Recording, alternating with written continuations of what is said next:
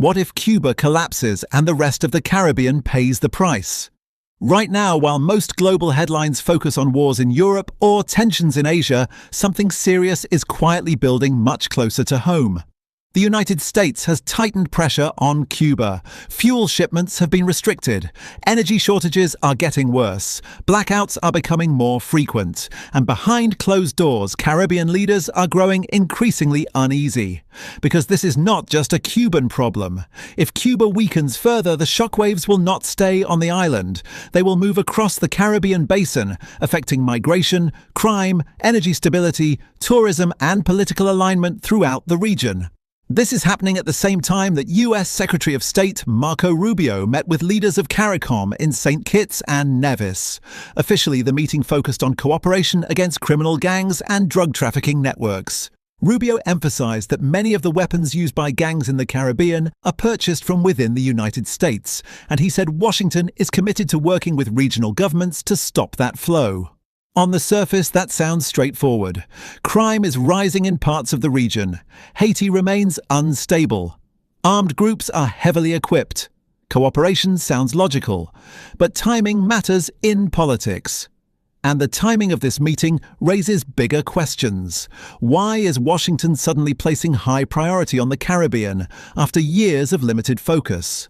Why is this push for deeper security cooperation happening exactly as Cuba faces increasing economic and humanitarian strain? And why are regional leaders publicly expressing concern about what a prolonged crisis in Cuba could mean for them? When you look beyond the official statements, this meeting begins to look less like a routine security discussion and more like a strategic reset of regional influence. Cuba has long played a unique role in the Caribbean. It has sent doctors and teachers to neighboring countries. It has maintained diplomatic ties across the region. Its medical missions generate foreign currency for Havana while providing services to smaller island states. If Cuba's energy shortages deepen and its economy contracts further, those overseas programs could shrink. That would not only hurt Cuba financially, but also affect healthcare systems in countries that rely on Cuban medical professionals. So when pressure increases on Cuba, the consequences extend beyond politics. They touch everyday life across multiple islands. There is also the migration factor. History shows that when conditions in Cuba deteriorate sharply, people leave. If fuel shortages worsen, food distribution becomes strained, and blackouts become routine, outward migration could increase. Where do those migrants go? Some attempt to reach the United States. Others move through Caribbean islands first. A surge in migration would put pressure on border systems, coast guards, and social services. It would test regional coordination. It could also create political tension within and between countries. That is why several Caribbean leaders have warned that instability in Cuba will not remain contained. At the same time, the United States has broader strategic goals in what it calls the Western Hemisphere. Washington wants to limit the influence of rival powers, secure energy routes, and reduce the flow of drugs and illegal weapons. By strengthening ties with Caribbean governments, the U.S. increases its influence in regional decision-making. Security cooperation can lead to intelligence sharing. Intelligence sharing can lead to deeper political alignment, and deeper political alignment can shape trade, energy contracts, and diplomatic positions. So while the public message focuses on gangs and crime, the long-term implications may involve much more. Consider the energy dimension. The Caribbean is going through a period of change.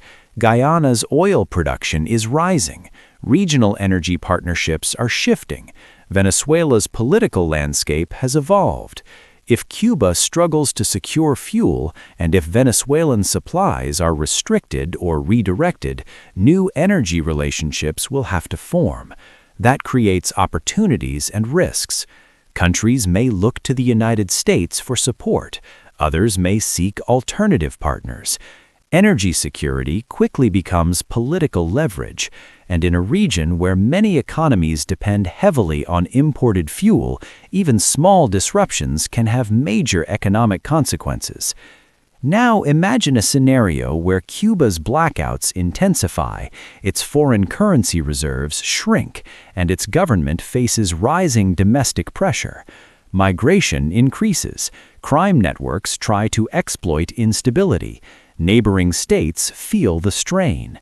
In that environment, outside powers step in, offering support, loans, security agreements, or energy deals. The Caribbean could find itself navigating a new era of strategic competition. CARICOM's unity could be tested if member states respond differently to U.S. pressure or to Cuba's crisis. Some